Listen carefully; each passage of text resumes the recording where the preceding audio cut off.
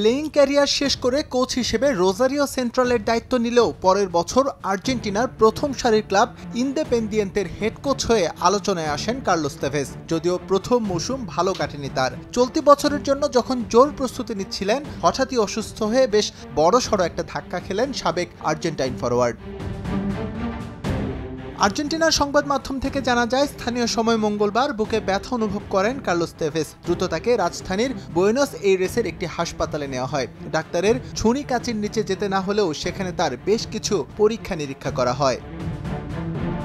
স্বস্তির খবর হলো, রিপোর্টে খারাপ কোনো সংবাদ আসেনি সাবেক এই আর্জেন্টাইন ফুটবলারের। তারপরও সাবধানতার জন্য তাকে হাসপাতালেই ভর্তি রাখা হয়েছে। পরবর্তীতে তার আরও কিছু পরীক্ষা নিরীক্ষা করা হবে। সেসব রিপোর্ট ভালো এলেই হাসপাতাল থেকে ছাড়পত্র পাবেন তিনি। তবে কবে নাগাদ আবারও মাঠে ফিরতে পারবেন তা জানায়নি হাসপাতাল কর্তৃপক্ষ।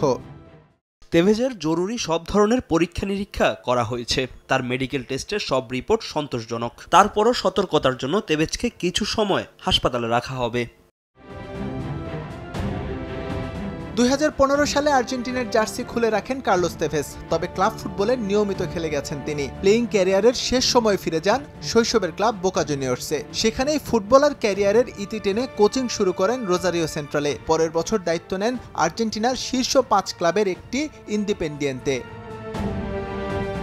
ওয়েস্ট হ্যাম দিয়ে ইংলিশ প্রিমিয়ার লিগ অভিষেক হয় তার। এখান থেকেই ধারে তেভেজ খেলেছেন ম্যানচেস্টার ইউনাইটেডে। তবে গোলের হিসেবে তিনি বেশি সফল ছিলেন ম্যানচেস্টার সিটির হয়ে। এই দুটো ক্লাবের হয়েই চ্যাম্পিয়নশিপ জয়ের রেকর্ড আছে তার। এস এম ইকবাল, সময় সংবাদ।